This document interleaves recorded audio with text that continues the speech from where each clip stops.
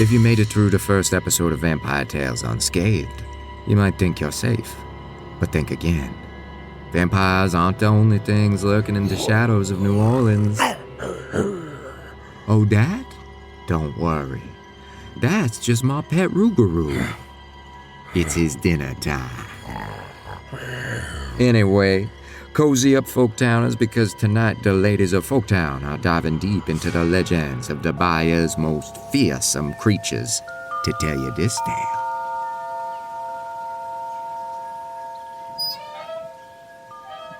It was a Monday night, and 16-year-old Kelly was sitting on her grandma's front porch. Her boyfriend, Benny, would be there any minute to pick her up.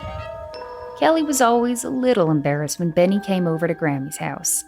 There was stuff everywhere. Shells, figurines, little bits of beach glass, all arranged in neat rows of 13. "It's for our protection," Grammy would say. "The Rougarou can only count to 12. Show him 13 and he'll give up and leave this house alone." Kelly thought nothing of those old Creole legends, of the half-man, half-wolf who haunted the bayous. They were from a different time. But she let Grammy tell them anyway. Just then, Kelly heard footsteps coming up the drive. "Benny's here," she yelled into the house. "Tell him he better have you back by midnight," her grandma hollered back. "And you remember what I said about the bayou? No wandering down there at this hour. Nothing good happens at the bayou after dark." Kelly rolled her eyes. "Yes, Grammy," she replied before hopping down the porch steps and into Benny's arms. Kelly loved her grandma, but she wasn't about to listen to any of that superstitious nonsense. After all, everybody knew the only place to get any privacy in their nosy neighborhood was down at the bayou. So that's where they went. When they reached the water, the two sat down on a blanket and did the kinds of things teenagers do when they're away from their parents. As midnight approached, Kelly nudged Benny and reminded him of her curfew. Just a sec, Benny said. I gotta pee. Be careful, Kelly said as she watched him disappear into the trees. 5 minutes went by as Kelly sat alone, and then another 5 minutes. She started to worry about getting home late. She called out Benny's name, but there was no answer. "Benny!" If this was some kind of joke, it wasn't funny. Kelly packed up the blanket in a huff. Fine, she thought. He can walk home by himself. She'd see him tomorrow morning at school anyway. Sure enough, when Kelly got to school the next day, there was Benny by her locker. But something about him didn't look right. His face was gaunt. The color had gone from his cheeks. "Are you feeling okay?" Kelly asked. "What happened to you last night?" "Nothing. I'm fine," he said gruffly. "But you totally disappeared on me," she said. Don't worry about it. I promise. Everything will be fine. Here, I have something for you. Benny reached into his pocket and pulled out a silver necklace with a small heart on the chain. I want you to have this, he said. It will keep you safe, but you have to promise me something. Don't ever take it off, okay? Never. You have to promise me. Okay, Kelly said. I promise. Benny kissed her on the cheek and walked away without another word. Kelly would hardly see him for the rest of the week. In the evenings, when she'd call Benny's house after dinner, he was always away, and he barely said 2 words to her at school. Kelly grew worried. This was unlike him. Where was he off to every night? That Friday, she decided to find out. Kelly sat outside the fence during football practice and watched the boys file home as the sun went down. But instead of walking towards his house after practice, Kelly watched with surprise as Benny quickly crossed the street and walked away from town, toward the bayou. Kelly quickly followed, making sure he didn't notice. She stayed a safe distance away, and once they reached the shadows of the towering cypress trees, Kelly realized that Benny had returned to the very spot where they'd been sitting a few days earlier. She hid behind a tree trunk and watched as Benny paced back and forth. The sun had set by now, and darkness was enveloping them. That's when the bright moon peeked out from behind a cloud to reveal a vision that would haunt Kelly for the rest of her life. As soon as the moonlight touched him, Benny dropped to his knees. His back arched, and Kelly watched in horror as his body took on a shape she'd never seen or even imagined. Benny's limbs began to stretch and contort. The bones shifted beneath his skin, and his upper body burst through his jacket. Fur sprouted like moss across his back, and when he turned, Kelly saw the bloodthirsty face of a wolf and a pair of electric eyes where Benny's soft brown ones used to be. Kelly couldn't help but let out a scream. It was a nightmare unfolding just a few yards away. The Rougarou was real, and he was right in front of her. She cowered in fear, clutching Benny's silver necklace in her palm. Hearing the scream, the beast ran towards her instinctively, but stopped when it noticed the necklace. The silver? He couldn't touch her as long as she was wearing it. Kelly scrambled to her feet and ran back toward home, pausing only once to look back at the creature her dear Benny had become. She knew now that Grammy was right. The legends were true. Benny would be haunting this bayou for a long, long time, until he could find the next keeper of the curse.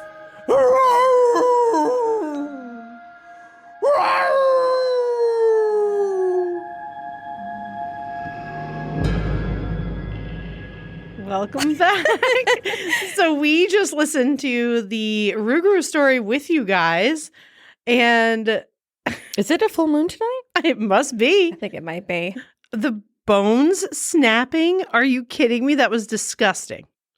It's probably my least favorite thing about the werewolf transformation. transformation. Like, it really is, yeah. It's so disgusting.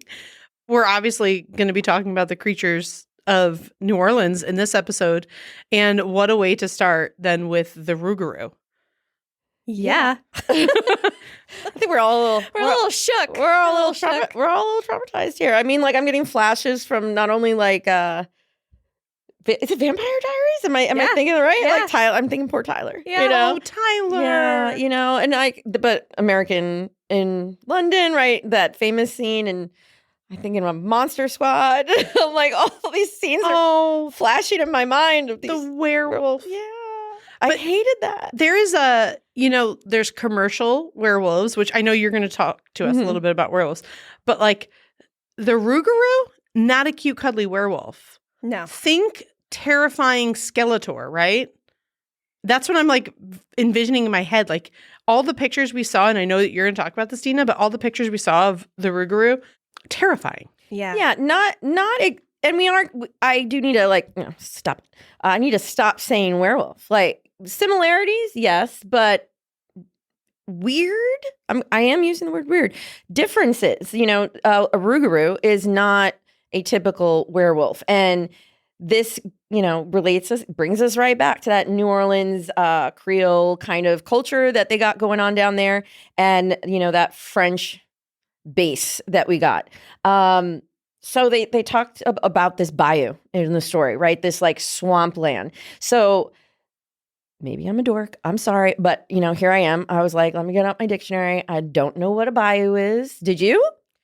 I know like of it from like movies where I'm like, it's just like the swamp, right? Am I right? Yeah. I was going to say from like, watching like True Blood. Yeah. God, such a good show.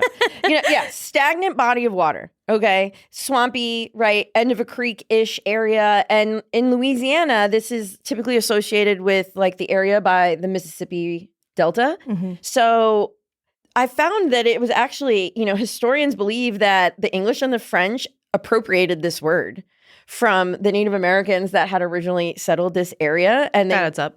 right? Yeah. That they had taken this Native American word from the original tribes there and turned it into something for themselves. And I was like, well, that's great. Okay.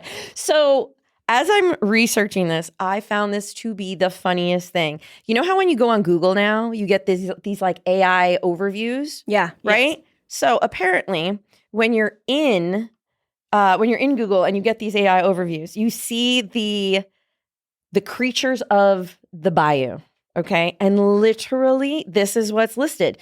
American alligators, Clearly, like we always know that, and don't even get me started on that because they can be up to like 13 feet long, 500 pounds. Like, okay, no, okay, venomous snakes, Delicious. all right? Also non-venomous snakes, both of them, lionfish, and a rougarou. Like it's literally listed.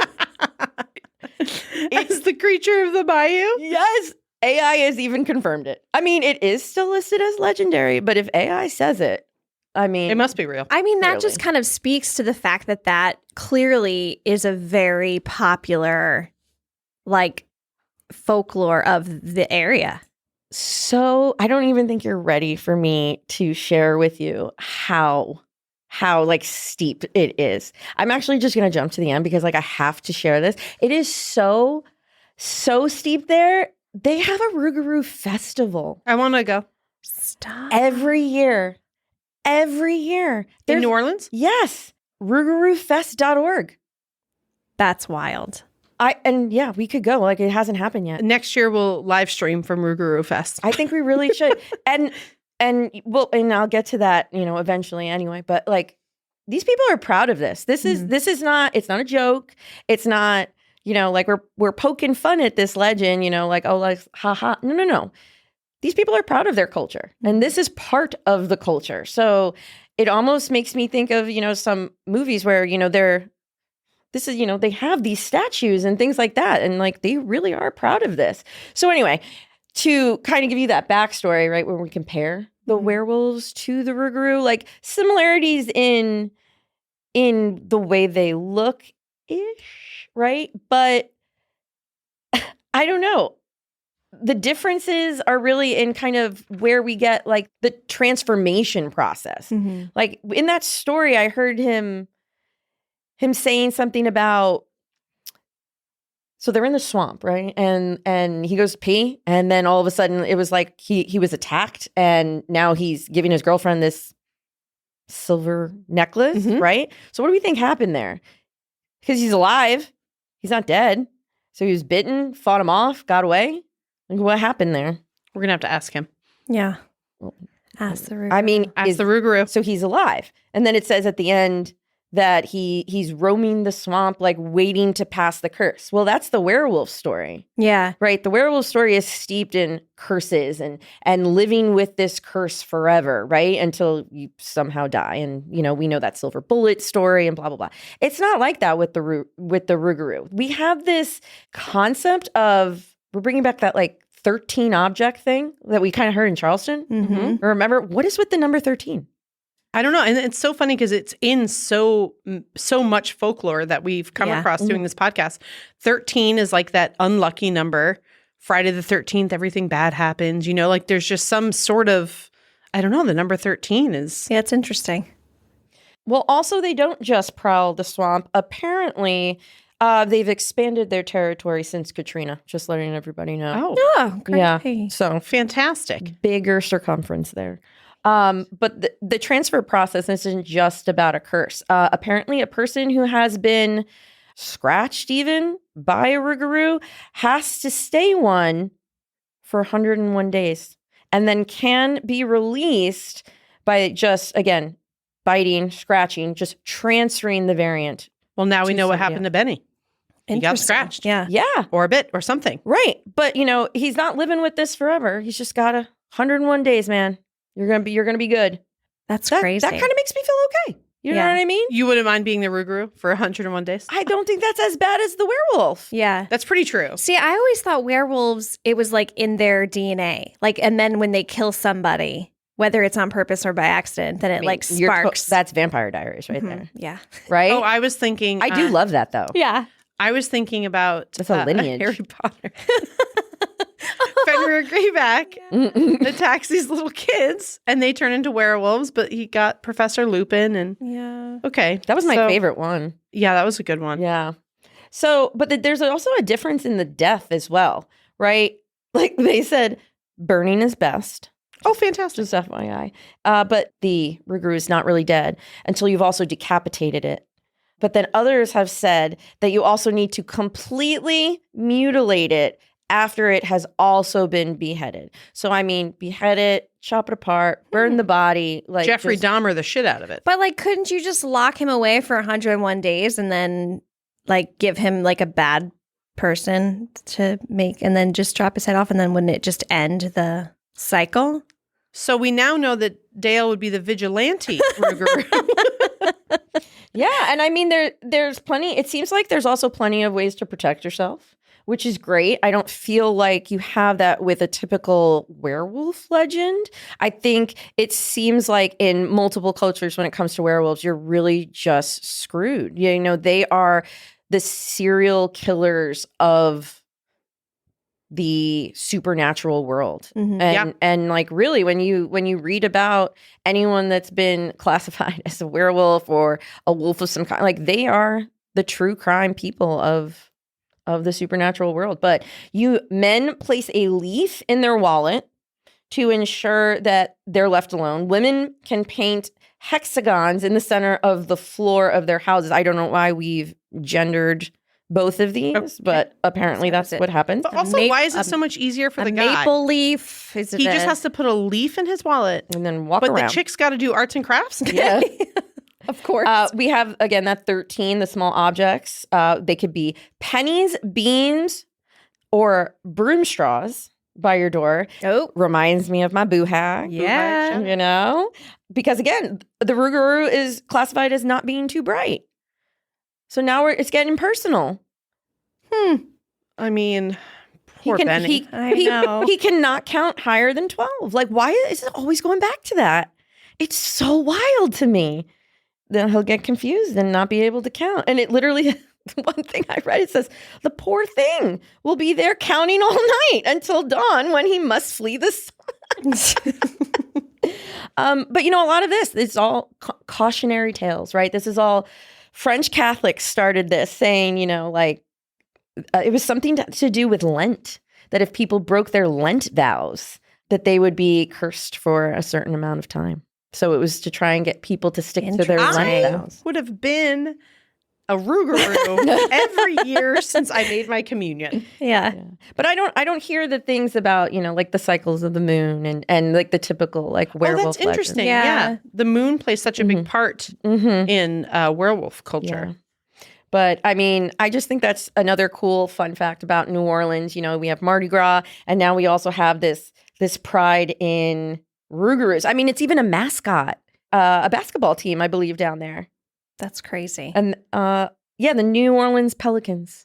But basketball team used to be a Rougarou, I believe, something like that. That's very cool. Well, I mean, I think that the Rougarou is probably their most prominent like creature that they're proud of, with the exception of vampires, of course. Yeah. But that's not the only one that they have. No, you have a really cool one that I've never heard of before. Well, Dale, do you want to tell us about yours? I feel, here's the thing that we're going to say. Once you say what you're doing, I feel like every single season of this show, we will be talking about one of these. Yeah. Yeah. Fair. And I think like depending on where we kind of like adventure to, like each place has their own kind of version of these things. Maybe it's because we have been like last season, this season we are in the South. Maybe. We have them here in the North, too. Yeah. Yeah. It's kind of crazy. All right. Well, I guess I'll just dive right into my little boo-boo. We're going to talk about the Honey Island swamp monster. Oh, I was totally thinking about something else. Never mind. All right. Yo, honey. He's also, sometimes he's referred to the Cajun Sasquatch. Oh, then I was thinking right. Okay. Hey. So he is said to inhabit the Honey Island swamp, which is in southeastern Louisiana. And according to local folklore, this creature is described as being about 7 feet tall, with grayish hair, yellow or amber eyes, and webbed, clawed feet. It is often compared to Bigfoot or other large, creepy, furry creatures, which I'm like, So werewolf? Yeah. But the... No, my dude's got red eyes. You know what's funny is I feel like the eyes are always, it's either red or yellow or like some very black. Because if it was blue, it'd be like, ooh, a husky. It's Pet it. so this guy, he really likes living in the swamp. He's a really good swimmer.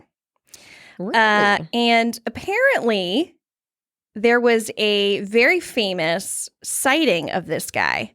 And the first official known sighting was by this guy named Harlan Ford.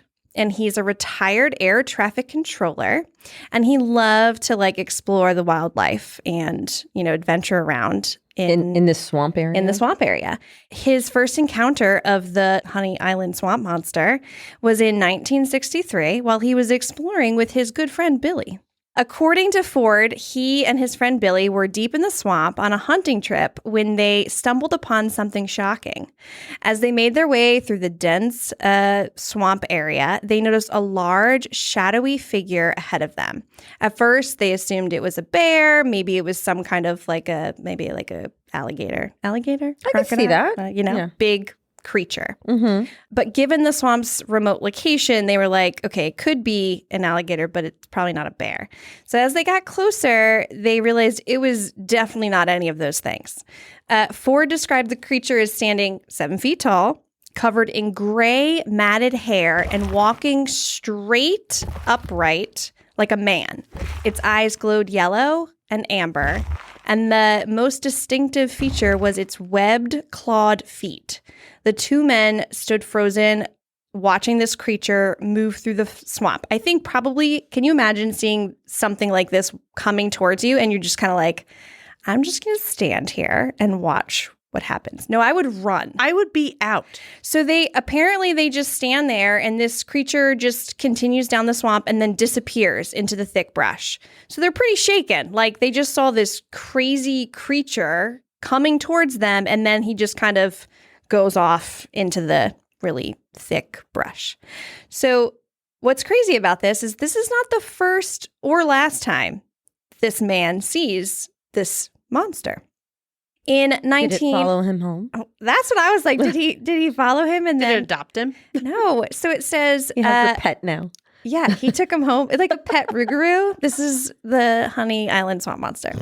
In 1974, it's more than a decade later, he's out exploring again with his friend Bill. Jeez. Good old Bill.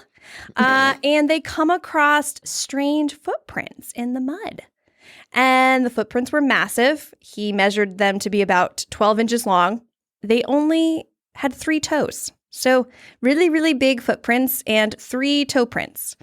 Clearly, they were like, well, this is evidence of this creature. Like, I've never seen a footprint this big. And so they then came back. They never saw the monster again on that day. They just found these footprints. But because they found these footprints, they made a mold of the footprint, brought it back, and shared this with the news, did all this stuff. Of course. So because of this, it spiked like huge interest in this Honey Island swamp monster. And then there were like several people that came forward saying that they also saw this creature. They also had found footprints. All of this kind of stuff started coming around. And there was everyone that would come forward telling their stories, they didn't have any physical evidence, but this guy was like, oh, but I have these prints of these feet. And so he was convinced that he had saw this creature back when he first saw it. And then it says that after his death in 1980, R.I.P. His family found a home movie in his belongings that allegedly captured the creature on film.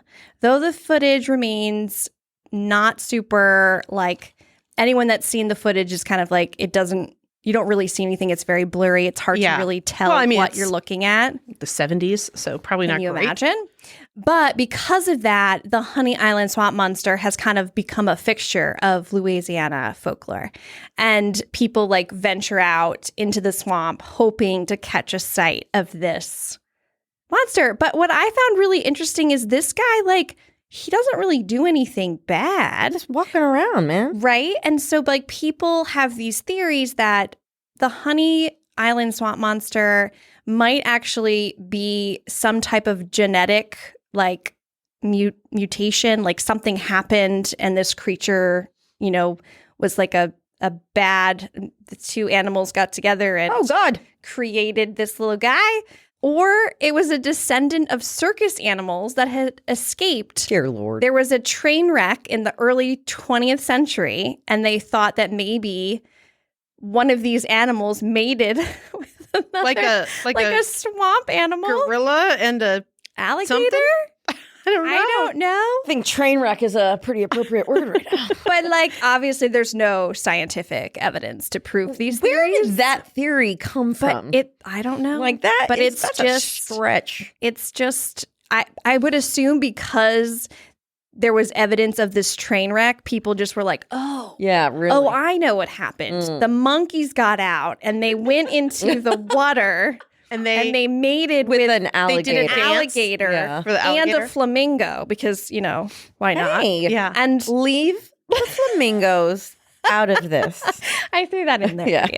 That was for you. So yeah, that's our honey swamp. Okay, monster. I have so many questions. Yeah. Go ahead. I have so many questions. Okay, so when I picture a swamp, Yeah. like I feel like maybe I'm not picturing it correctly. I mean, I've never been to one, but I picture like deep water. Yeah. Is that correct? No, So- because sometimes it's shallow. Because Yeah. in That Florida, that you can like wade through. yes, Okay. like waist deep. Okay. But for me as a human, but there are parts of the swamp that are like crazy, crazy. Because like I'm Yeah. picturing boats. So I Like yeah. going through swamp, like marshes and stuff. I guess I saw like where the crocodiles stay. Yes, but I they have, literally was just gonna say that when Yeah. I think of swamp, I think of, but she The marshes. walks at certain Yeah, points. She yeah. walks through it. So Yeah. like maybe depending on where you go, Okay. some areas are also if you denser, thicker Yeah. vegetation that allow you to kind of like walk through. Yeah. Mhm. So it's saying that him and his friend Bill, Yes. Ford and Bill. Bill. we're walking. They were through exploring. this. Yeah. Okay, so we're picturing them and Mr. Swamp Monster or Miss. I just think of like Um, Tarzan, But like they're like, Jane's dad exploring the land. but they're walking. yes. So because like you said at one point, like they saw the webbed or sharp feet. That was so the I was like, how did they see his feet? So that was the second time, and they were walking in a different area, and they discovered footprints in the mud. No, the first time when they saw it, you had said that they saw the feet. Oh, the web feet. But Yeah. I think so. The way that the swamp that I went to in Florida, it has banks, almost like a river. Mm-hmm. So maybe they were walking on the banks and saw the guy Fair. walk out, like because they said he walked into the brush. Yeah. Yeah, So he clearly walked out of the swamp. Yeah. It's very true. I also was like, I guess I'm just like, could there have been a person wearing an outfit of sorts? Like how Sure. hunters Yeah. wear those kinds of clothes. Yeah. And I don't know about in the 60s if that was a thing. yeah. But could 7 that feet could tall, that though? be something? Right. I know That's pretty big. Yeah. Yeah. But also, like, that's a really good story. That like, is. Can you imagine coming back from like a super fun like trip with your friend, and you're like, guys, you're never like they see like an average sized person, and they're just like, there was this 7 foot tall. Yeah. They Like Well, here's the thing. You guys both you're telling stories about like animals I might cuddle with. Mine is you want to cuddle with a swamp monster? I would, yeah, if he's like a furry little thing and he's nice and he didn't he's hurt got anybody. 3 feet. Three Toes. claw toes. I've Not seen 3 worse. feet, 3 toes. I just worry more about the smell.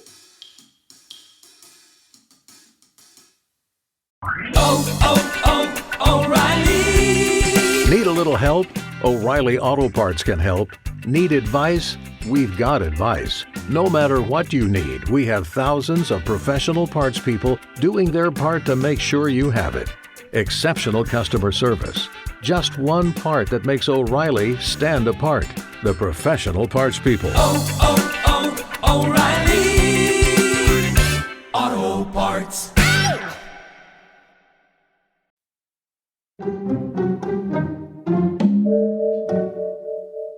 Okay, well, now that you guys have cuddly monsters, mine's not cute, and it's not nice, and it's bloodthirsty, and it's mean, and I'm doing the Grunch, which, not to be confused with the Grinch, because when we first read this, like, this is the story of the Grinch? Yeah, that's no, this crazy. is the story of the Grunch, also called the Grunch Road Monster.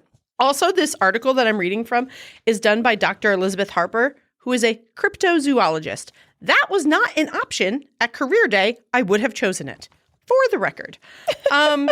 So according to local lore, the Grunch made its home in the heart of the wilderness along a stretch of road that came to be known as Grunch Road. The main road's called Shell Road, and then there's a stretch of road called Grunch Road. The exact location is a little bit ominous and has changed a little bit and been lost to time, of course, like most things in New Orleans, but it is in the eastern part of New Orleans in an area now known as the Little Woods. Aw.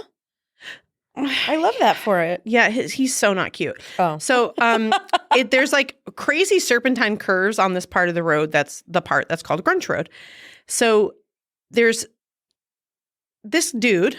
I'm going to say it's a dude. He's a creature. He would lie in wait for helpless travelers because it is such a scary, creepy road that twists and turns and stuff, very easy to pick them off. The description of him is a grotesque hybrid of man and beast with scaly, leathery body of a reptile, the horned head of a goat, and the glowing red eyes of a demon. Some even claim that the creature possessed the power to shapeshift or turn invisible, allowing it to stalk its prey unseen. The worst part about this, not that he's hideous, that's also terrifying, but he is very smart, where a lot of these creatures they kind of call mindless, like the Rougarou can't count past 13. This Poor 20. the poor Poor honey swamp guy just wants to cuddle. Yeah. Like, no, not this dude. So what he does is very few that have encountered him have lived to tell the tale. But what he does is, much like a chupacabra in Latin American culture, he drains the blood of his victims through a single, almost surgical puncture wound.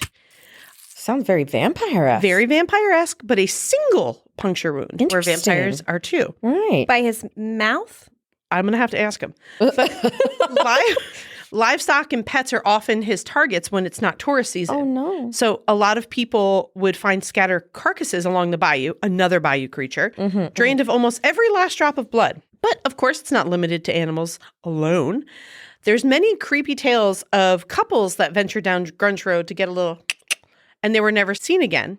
There are some very, very, very creepy stories. I'm going to share one of them that is, well, this is awful. So Let's hear that one. okay, I'm ready. It's called The Devil Baby and Marie Laveau.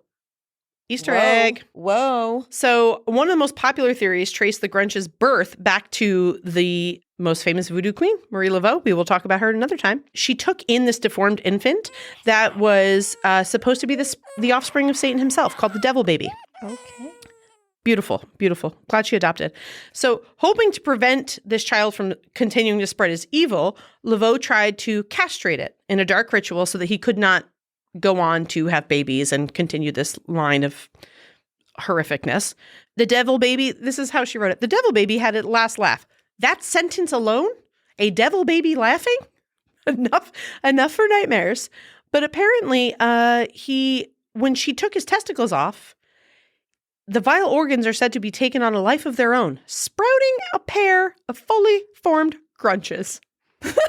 So here we got two little tiny baby nuts that she's just castrated off this baby. What pops up from them? Two more grunches. It's like when you cut the head off a creature like Medusa and, like things grow back. No, this is for ball sacks for the grunch. Or when Okay. you feed, what's his little name? Gizmo. After midnight? Yeah, Gizmo. Oh, well, he's another one. gremlin. I'd cuddle with him. Absolutely. We love Okay, Gizmo. so they were a male and a female. And then they turned on Laveau and attacking her before they were fleeing into the swamps to propagate their bloodthirsty brood. Another theory, equally as disgusting, is that the Grunches are inbred offspring of a clan of albinos and dwarves that were driven into the swamps by the fearful and superstitious people of New Orleans. Forced to live in isolation for generations, this outcast community eventually developed into a race of feral, cannibalistic monsters. This is kind of where, the hills have eyes. Like there's certain families that breed these stories of folklore. The Grunch is said to be kind of part of that folklore of like the New Orleans inbred clans that were The visual you just gave me with bringing up The Hills Have Eyes. horrific. Okay. Yep. Okay. So there's a couple historic accounts of people encountering the Grunch. It's another one of those Louisiana myths in New Orleans where people talk about this all the time. They date it back to the 1800s when a bunch of livestock had been mutilated in this exact way. And then the part that people can't kind of wrap their head around is, why did this start in the late 1700s, early 1800s, but then continue on? These attacks are still happening, and it is the still same that almost surgical single puncture wound that drains the animal of all its blood. And it couldn't be like a mosquito? That's a pretty big surgical mosquito. Yeah. This is one of my favorite stories of Mr. Grunchy. I'm just saying, yellow fever was an outbreak all the time down there. I know, and disgusting blisters. Yeah. This was during the Civil War. It's called the Chalmette Devil. And Another devil. So a group of Confederate soldiers were camping along the banks of the Mississippi along Grunch Road, where he lives, and they were savagely attacked by a horned demon that materialized out of the swamp. The soldiers managed to drive the beast off with a volley of rifle fire, but not before 2 men were torn to pieces. The incident was hushed up by the Confederate Army, but whispers of the Chalmette Devil would haunt the region for decades to come. And was it the swamp monster? I'm just saying. Poor sweet honey swamp man. He didn't do anything wrong, No. that sweet baby. And then we've got this streetcar incident of 1909. Ooh. So this is in the 20th century, the early 20th century, as the city's getting populated, right? So there's a lot more people. The city's kind of booming. Vampires, they are having the time of their goddamn lives. Mm-hmm. And in 1909, a streetcar driver named Elmer Castine, what a name, he reports a terrifying encounter with a huge, hairy, scaly beast that had horns that leapt onto the back of the car and began clawing at his windows as he was speeding down the lonely stretch of railroad track down in this swampy area. And it made headlines across the country, sparking this renewed interest in the Grunch. And then post-Katrina, as we were just talking about this, apparently because these animals really thrive on desperation, and we had talked about this in the vampire episode, right? So they take these times of poverty and these areas where they know they can just pick people off left and right. Katrina happens. He had been laying low for a while. So I guess this is the most recent, 2005, as the city lay in ruins with the entire neighborhoods abandoned and reclaimed by the swamp, sightings of the creature began to skyrocket.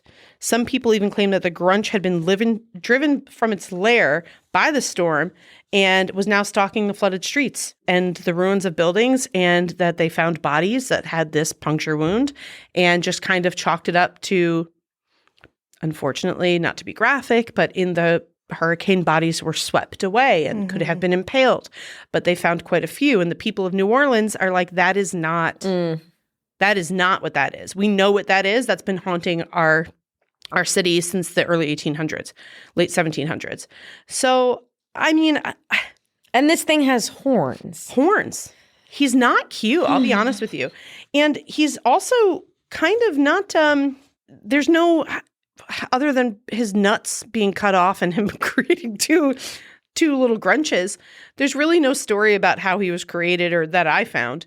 But in the bayou, people really cling to the story, I think for all of these stories that we talked about today, but he's more than a monster, right? He's a symbol of the untamed wildness that lurks in the bayou of New Orleans. Like they are proud of the fact that they have creatures in their city and creatures in their bayou, because it is one of those places in the world. I think we talked about this in the vampire episode or planning for the episodes. There's something about these certain places, right, where they just attract this type of activity. And the people of New Orleans are like, this isn't just a silly story to them. None of the things we talked about today, they're not silly stories. That is part of their culture. And that, I think, goes back to, like we talked about, the, French influence, the Caribbean influence, the Creole influence, everything that's coming into it. They're bringing parts of their culture. And I also think there's something to be said about people when they believe in these things in their culture. I don't think it's them making things up. I think it's the fact that they're more susceptible to believe what we, normal people that don't have this kind of cultural influence, would look at and say, oh, yeah, that was just a trick of my eyes. We don't even think twice about it. But when you've grown up with those stories in your life, and you believe in the message, you are more likely warning. to say, no, that's exactly what that was. Yeah. So I don't dismiss these stories. I don't, like, it's fun to do for the podcast, but when you read, keep going back to it, I think there's a lot there. I just want to know how does he strike one puncture hole? What is he using? Is it a finger? It just says Is it that his he's- tongue? I'm Sorry, I'm really stuck intrigued. on this. I'm very I'm really- intrigued by this. Okay. I'm having I- a hard let's- time. Let's read this part here. I It think says, this is almost more intriguing than the Rougarou. It says No offense, that, guy. No. He's got human cunning, which kind of sets him apart because he is part human, right? So he started from that devil baby. And he's very, very smart. Very, very smart. And he can mimic human speech in order to lure its victims to their doom. And it says that once he has the prey in the sights, the true horror would begin. Like the chupacabra, like I said, he would drain the blood from his victims through a single, almost surgical puncture wound, but it doesn't say how. So we're just going to have to I'm text stuck him on and that. see if he's I, got wanna cell phone know. service. See if he'll agree with us. Like it's like a little straw. He just like But that's why I immediately thought of the mosquito, or like I mean, I'm not an expert in insects, nor do I like them, so I don't know if there's anything else that's similar. But with the yellow fever outbreaks that they had, and the amount of disease that they had down there, and the swamp atmosphere, again, if you want to explain it away, science and stuff, that could it's be the draining it, of blood, though. But exactly, how the are- entire how is body, all of the blood, the gone? entire body. I mean, a straw. It could be the vampires being like, let's get one of us dudes to dress up like this so they don't think it's us. He's And like an old that little vampire buffet. with one tooth. And he bites and it's only got one puncture because he only has one A tooth. grandpa vampire. my grandma. Or he chipped it. My grandpa had, or my grandma, my stepfather's mom only had 2 teeth on the bottom, and it was just. Stop. So maybe he has one front tooth and that's how he does it. You're welcome, TikTok.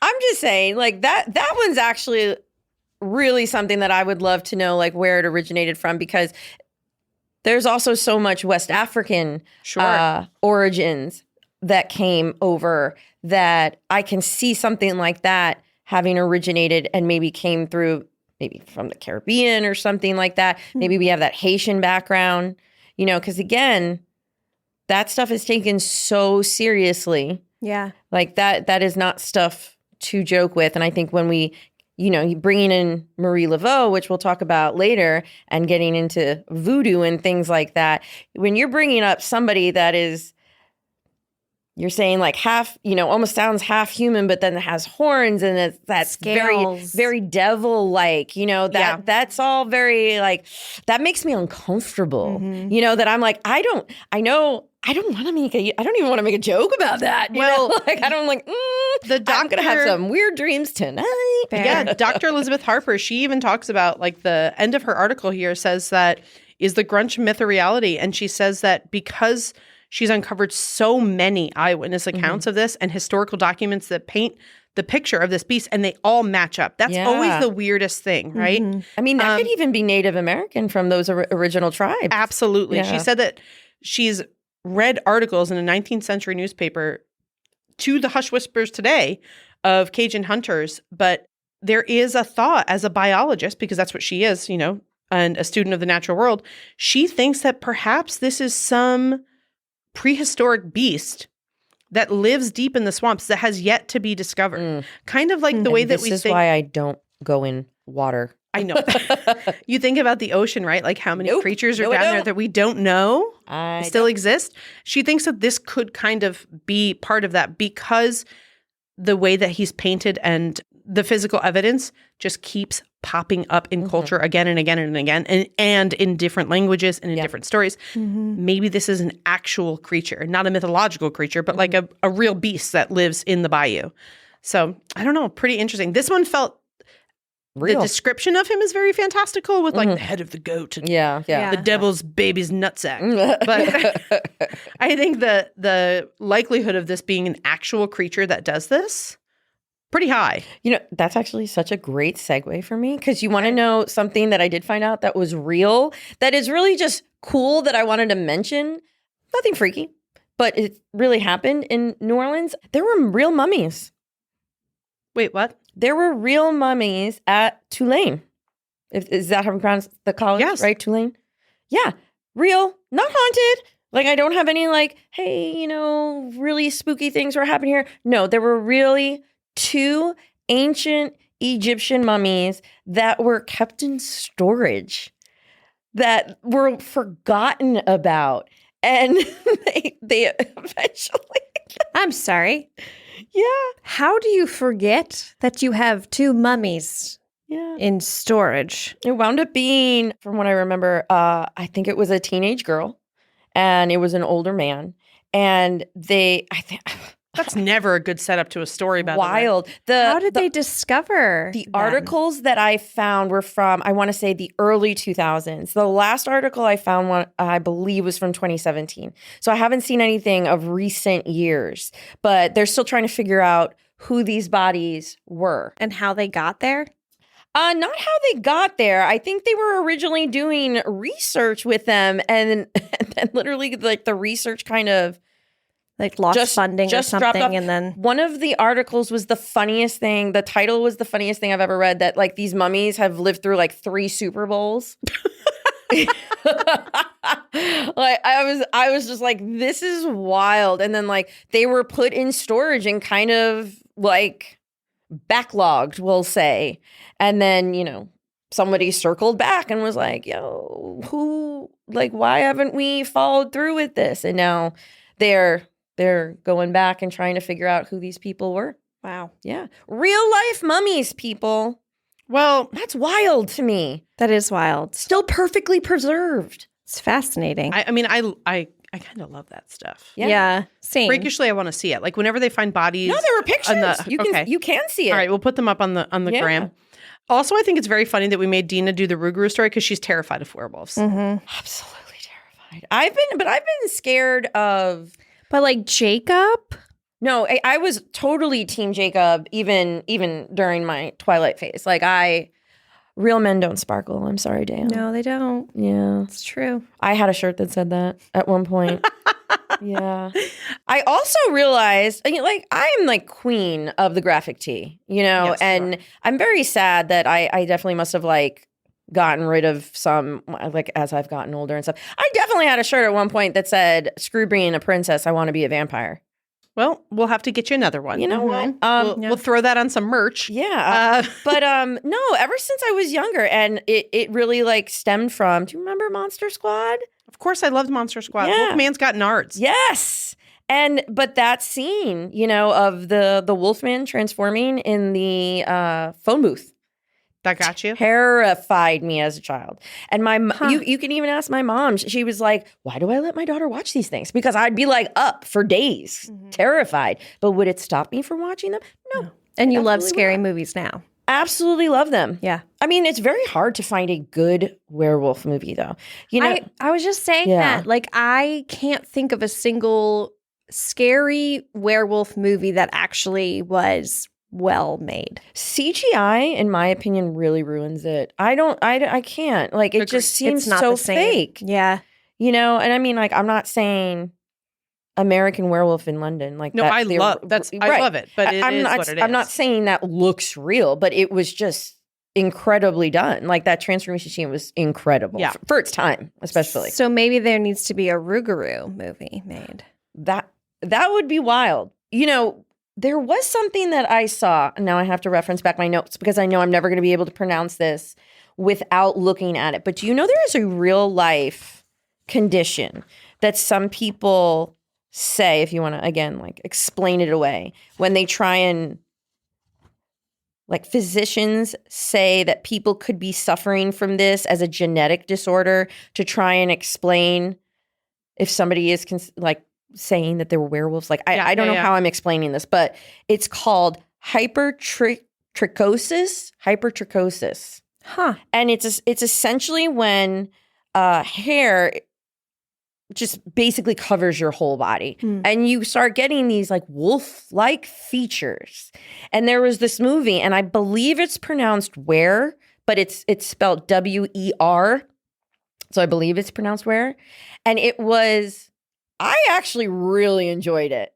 The guy had to have been like, a million feet tall. He was like 7 or 8 feet tall. And he had this condition. I don't want to spoil it for anybody, but like, whoa.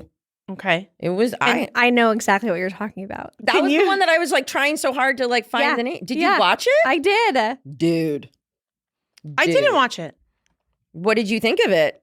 Well, for starters, I watched it a long time ago. Yeah, it's definitely not new. You know, I was on the Book of Faces, and I decided to join a group that, Yeah. you know, like recommends like horror movies and stuff because it's just so hard to find a good one. And someone had recommended that, and Yeah. I was like, give it a shot. I was impressed. So it actually sparked a rabbit hole for me, that movie. Mm-hmm. And I went down this rabbit hole of real cases of people who have this. And it is wild. Yeah. Well, now we're going to have to just do a straight up werewolf episode. Yeah. Deena, you have a hilarious book. Can you just read? It's called The Mammoth Book of Wolfmen, not Yeah. porn. Shocking. If you could you said the story, just give us 2 titles. Oh, Yeah. I don't think you're ready for this. I'm 'Cause I so say- excited. This is the best way to close out this episode. Absolutely. I saved it for you guys because I have not read them yet. But these are supposedly some of the best werewolf stories. Not Rougarou, but werewolf stories. And I was kind of looking through them to think about the comparisons. 2 of the best known ones, allegedly, are one is called The Hairy Ones Shall Dance by Manly Wade Wellman. That's not real. Oh, wait, it gets better. Okay. How many do you want? Do you want one more? Or I 2 want more? I want 1 or 2 more. Yeah. Okay. I don't know. Again, not porn, folks. Okay, No. go ahead. I'm just gonna give you one more because there's just nothing that's gonna beat this. Ready? Okay. Boobs by Susie McKee Sharness. Are the boobs hairy? Because that I gotta say. I gotta be honest with you. That I gotta say. I just like it's just boobs. Well, okay. The Mammoth Book of Wolfmen, folks. We'll link it on our page for you to read all about the boobs. Let us know if they're hairy or not. It says her offbeat werewolf story Boobs gives a feminist slant on the age-old myth, and it won the Hugo Award for Best Science Fiction Story in 1990. I will be reading boobs. I will be reading boobs. This is a great idea for our Patreon. Can we just have Deena read boobs? Wait, also, to end this out too, why are there no girl werewolves? Ooh. Well. We will have to dive into It's this. because we're too smart. Rougarou would be like 12, 13. Are we serious? 13. It's right here. It's because she held on to the silver necklace, and we were like, not today, sir. No. Today, Junior. No. Well, that was awesome. I could talk about creepy creature crawly things that go bump in the night. Yeah, these were good ones. These were really good ones. It gets a little dark next week, guys. Yeah, so it does. we had a lot of fun with this one. And but I think our first episode and this episode, we did our job picking on the men, Mhm. Yep. the men, the vampires, and the werewolves. Now we getting into the ladies. we're getting into the ladies and really excited for next week. But I'm we won't, so excited. we won't give any clues just yet. No. But if you head over to our socials, we always do a little Yeah. teaser. And check out all this creepy creatures that we talked about today. We're going to put the pictures up so that you guys can see what they look like. how much you want to cuddle Yeah. with everything Yeah. except for the grunch. The Grudge. There have been pet werewolves before, so maybe you want to take a Rougarou home with you. I do. All right, guys. We'll see you next week. Thanks so much.